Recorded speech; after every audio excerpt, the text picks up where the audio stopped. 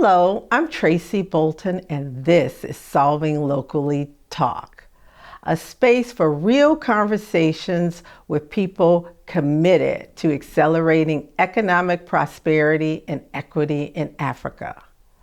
From building economic empowerment to the role of media, we talk with investors, founders, international development professionals, and others doing the work to define a uniquely African roadmap.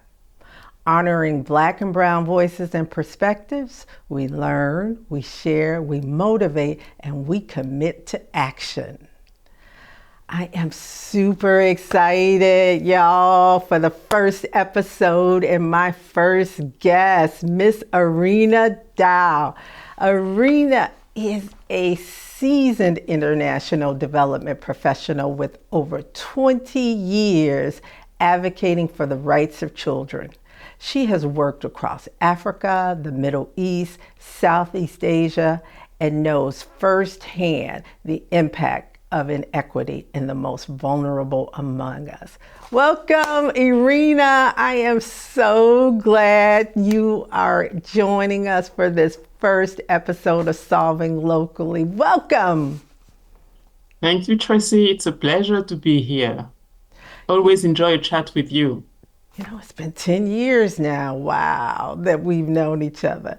I remember when we met in Democratic Republic of Congo, and you shared that your daughter, who was, I believe, then 14 at the time, was leaving for boarding school. My jaw dropped. At that time, my daughter was only like 4 or 5, so my brain could not wrap around going away to boarding school. I'm like, wow, she is like super mom, right? And I think you're still pretty super, Erinna.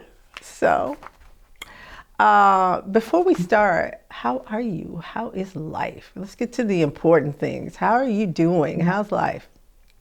Well, thanks for asking. Life is good. I can't complain. I've learned to count my blessings in this world where there's so much misery, where human life does no longer seem to matter. So I take everything that's happening as a good thing. And, I'm learning on that. I'm leaning on that. And just like telling like it could be worse.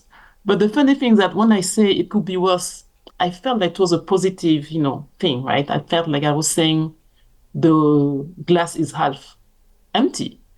But somehow some people see it otherwise. But just to say, to make a long story short, is that I'm fine. I'm counting my blessing and I cannot complain. Yeah. But before we move on, two things I wanted to say. First, that everything I'm going to be sharing here is like my own opinion, not that of the organization I'm working with. And the second thing is, if I may, I wanted to dedicate this conversation to my father who passed away recently. Oh, And he was also, a philosopher, a great philosopher, an Afro optimist, always thinking that Africa was on the right path, just taking its time, but we'll get there. He was working a lot on negritude, the position, the place of Africa on the continent, always striving to help people to reverse inequities. So I would really like to dedicate that conversation to him, if I may. absolutely. And what was your father's name? Beautiful. Stanislas Adotevi. Definitely dedicated to your father, in honor of your father. Thank you so much for sharing that. I'm so Thank grateful you, pleasure. to you for that. And you're absolutely right. I think for me, what I recognize, two things are helping me live this life right now. One, being in gratitude, because I recognize you can't be sad and grateful at the same time. They just they don't work. So if I can focus on gratitude, that helps me. And also acceptance of what is. It doesn't mean you agree with it, but acceptance, I think for me, from a mental health perspective, is the gateway to peace, right? Exactly. And so that is something that I've really been really focused on and just helped me. So thank you for sharing. Well, as we begin this conversation, actually, I just want to focus us. I really want to dive into the relationship between equity and prosperity, or actually more accurately, inequity and the lack of prosperity. Mm. I know for myself personally, as an African American growing up in this country, I became aware of inequity very, very early. I didn't know what it was, but I could see it, I could feel it. And I think that's true for a lot of African Americans because inequity, I think, is part of the culture and the landscape of this country. So I'm very curious as for someone who didn't grow up in this country, who grew up in Africa, what is your first memory or what was your first experience with inequity? I guess it's going to depend on how you define inequity. But as I was going through the examples I wanted to share, there's one that came to me actually this morning. Like, I remember in high school, so I was going to this French school. So it was like basically a school for, children of international civil servants. So basically for, coming from advantage, families and privileged families. And so many white, if I may use the term, but many, like, many foreigners, a few Africans, including myself. And then there was this homework we were given in philosophy, actually. And I got the best grade that time. And then I remember the teacher telling me, oh, if you actually wrote this paper, then you can teach the class with me, right? And I was like, oh, Whoa. why? Is she saying that because I'm black? Would have she said the same thing if it was another student, right? And then, like, it didn't even occur to her that my father was a philosopher himself, so he could guide me into, what reading, that I had access to this huge library because he loved to read, so he was devouring books, so I had access to all this information. So I was like, I could not help but, wonder why she was asking me this. But then also talking about inequity, when I was a very young age, I was traveling. My father was also working in the development, area. And I would get the chance to travel to him in the field. And I remember, the first experience I had that was really like, oh, what is this? Like we went to, I love traveling with him, just like in the short story, but love traveling with him because like, it means skipping school. So it was great. I love that. But then we got to that place, right? So there had been a drought in that place of the part of the country. So we traveled by helicopter because the roads are bad. It will take us forever. We get there. And then we do find out that the populations there, like, the crops they did not have any crops. So they ended up eating the water lilies, on the small, pond of water they had left. And I was like, I could not, I was still young and I could not really make sense of all the conversation. But I was like, why is it that they have to eat this when we just got on a helicopter to come and see them, right? Like, why is it like, do I deserve to be better off than they are? So I think that was the first crush that I had of inequity, like, thinking about that, the fact that I could eat whatever I wanted. And then these were parents who were basically struggling to give food to their children at the risk of, even poisoning them by giving food that was not edible, right? So I guess that would be my very first encounter. Probably before I had some, but like I think that's the one that really, I guess, Wow. defined what I wanted to do before later. Right. Yeah. Yeah, so it influenced the trajectory of your life, it sounds like. Exactly. Yeah. Yeah. I know for me, you made me think of an example. So I grew up in Chicago, South Side. Mhm. And this wasn't my first experience with it because I was a young adult. I think I was 20 and I was living on the South Side and I was dating a guy who was on the far North Side.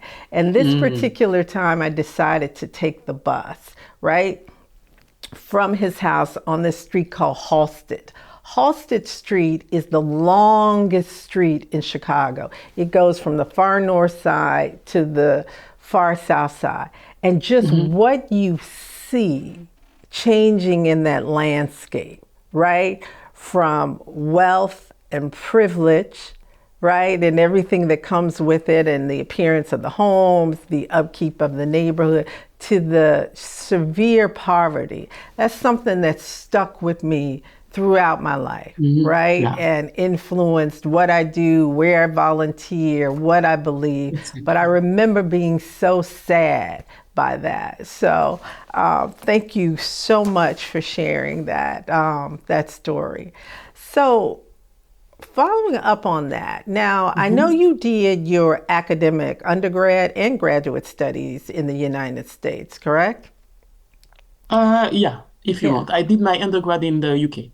Oh, in the UK. Mhm. Okay. Yeah, And then graduate work in the United States. And you've exactly. lived here for work. So, how long have you lived in the United States off and on?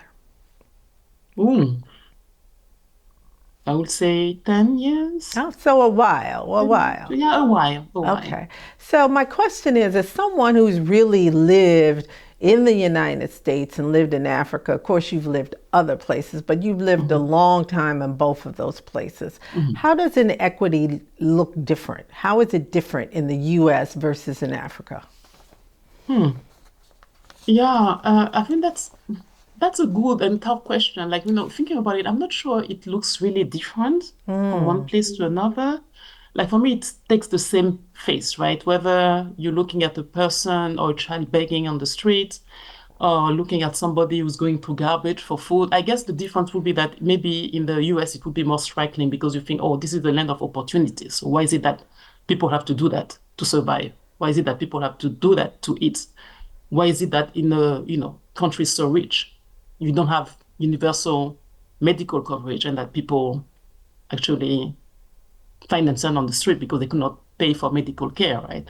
And somehow it does not seem to be posing any problem to most people.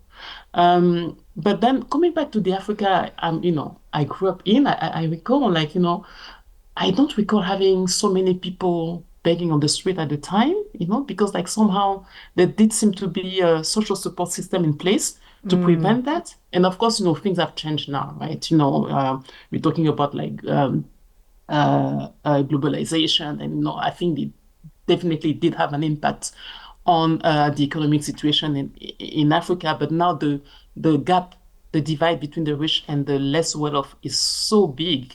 Then it has become endemic, and you see more and more people begging on the street. And I mean, it's like it's not necessarily locals. No, of course, you have children, you have the Taliban, but then you also have a more and more like refugees, mm, internally displaced person. So I guess it's different, but I think what's the difference between the two is really also the fact that the way, and it's changing, of course, no, but the way Africa is portrayed in the mm, media, right? yeah.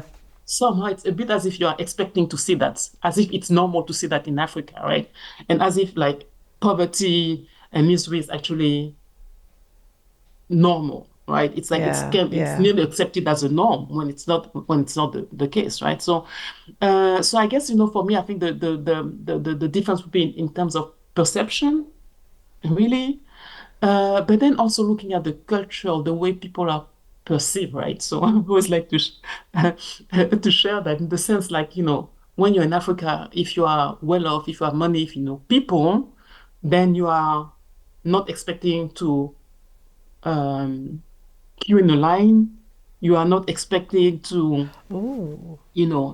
when you apply for, for documents, for example.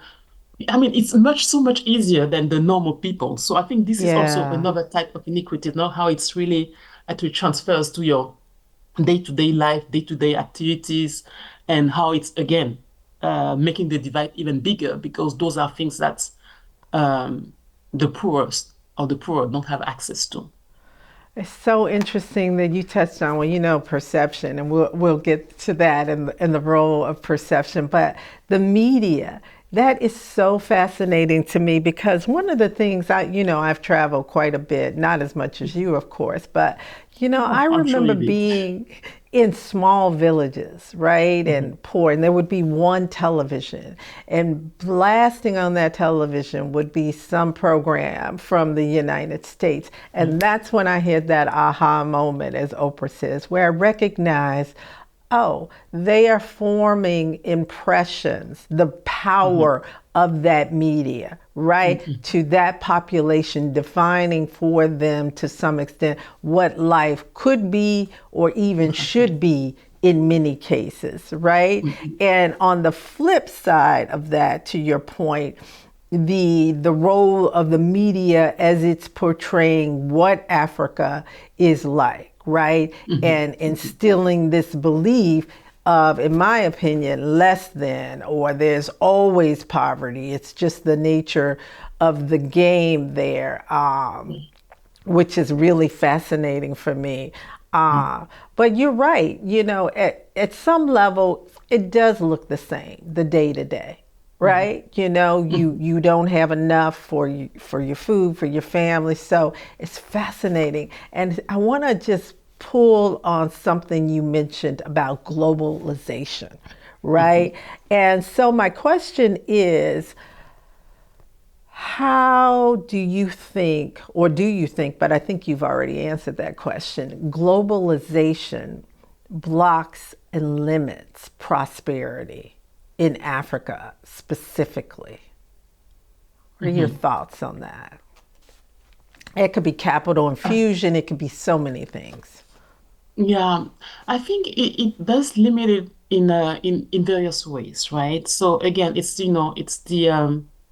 the balance in terms of power, right? So like for example, if Africa has the most of the or many, you know, mineral resources, right? Yeah. But they don't have control over it, right? So then in that game, if I may use the word game, that globalization is. So you have like, there's very much there's a lot of imbalance in terms of power. So we have the mineral resources, we don't have control over it. So of course, in the end, who loses? The continent or the people who cannot sell the resources that they have when they can sell it. But even when they can, it's not always that they can sell it, but even when they can sell it, it's definitely the prices are not determined by the African continent, right? We also have like, beyond the resources, the mineral resources and everything, we also have like a lot of youth there. So we also have like human capital, right? But are we able to sell it? Maybe not, because most of these youth, they have not received an education, or many of them, they have not been trained. They feel that they don't even have access to the information, the resources to be on their own, to fend on themselves. So what's the solution they find? Just die, going through a desert, or, pussy, Oh trying my to go gosh. where they feel that things are better. So that's why I'm saying, in this game or in this equation, as long as we don't take control over what it is that we have or what it is that we have to offer, it's going to be very difficult for the continent to be able to take advantage of that. Of course, we're getting there, right? You have social media, the youth know more, they know what their rights are, what is available to them, what is not. They talk to each other, they support each other. So things are going to trend. And when you see the movement, the things that are happening in Western Africa, for example, or in the Sahel countries, it's again the youth wanted to take, to Yeah. change that imbalance and having better control of what it is that they Yeah. have.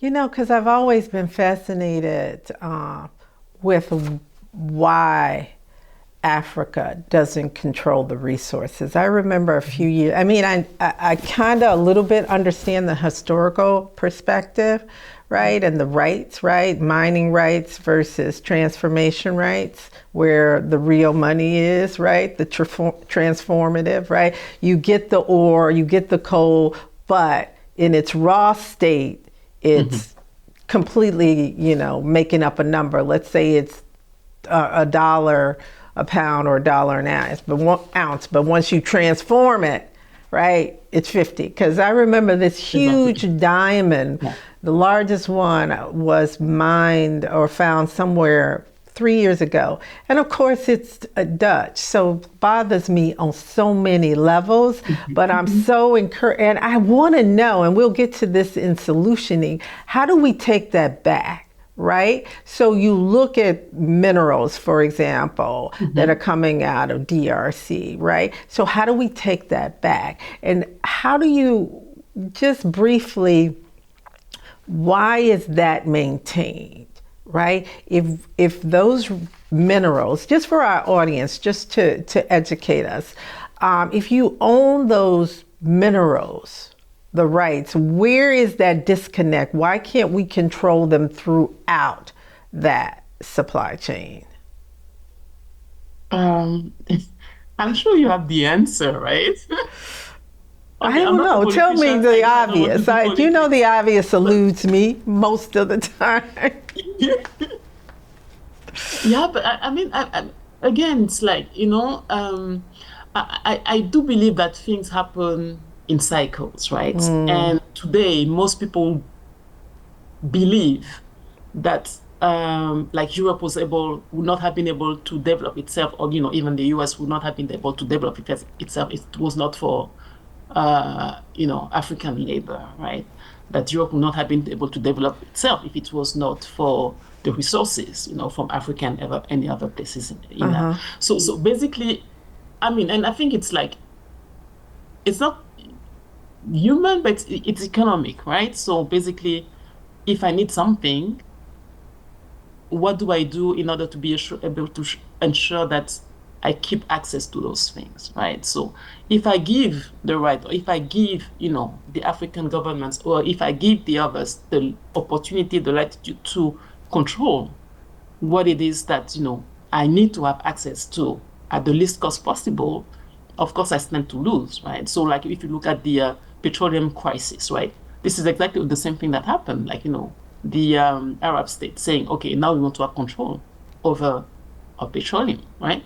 And again, it's a battle, right? So it's like the more I control things, the better off I am. So maybe create situations or ensure that I do keep this control as long as I can. But again, as you say, as I just said before, things are changing, right? We have Yeah. more information. We know what it is that we cannot do. We know where to go for help. Like, if you look at West Africa, for example, the CFA francs, I'm sure you've heard a lot of the controversy going over the CFA francs, the fact that it's not printed in Africa, but by the French. So there's a lot of controversy about it. But again, this is another way, to control, Yeah. uh, the governments, the countries, the populations, the resources that those countries have access to. So that's that's my personal Yeah. Yeah. explanation Yeah. of what is going on. But yeah, but again, as I said before, things are changing, and yeah, we would get there. They are changing, Yeah, and yeah. you brought up something that I want to transition into solutioning, right? Some of Hmm. the things that, particularly you who've been in it and have been on the ground, right? Some of the things that you've seen that work and maybe don't work, right? As far as putting in place mechanisms to accelerate economic equity, and what could we do different, or what needs to be done different, in your Hmm. opinion? Um, Some of the things that you've seen that are working that maybe we can yeah, expand on.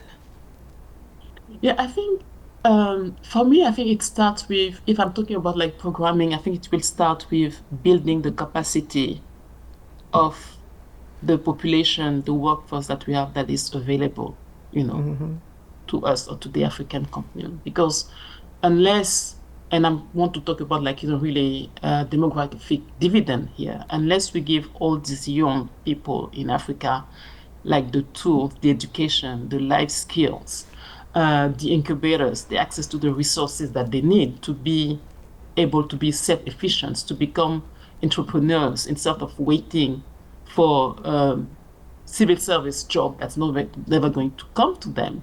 I think it's going to be very, very difficult to change the equation. But also I wanted to talk about the fact that we need to be able, like, to co-create things, but also be in charge of what it is that, we want to do, be able to define our own development agenda on our own growth agenda. What does it mean for us?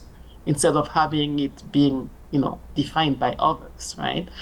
And unless we do that, it's going to be very difficult to change things. But also beyond that, you also have to understand that nobody is going to do things for us.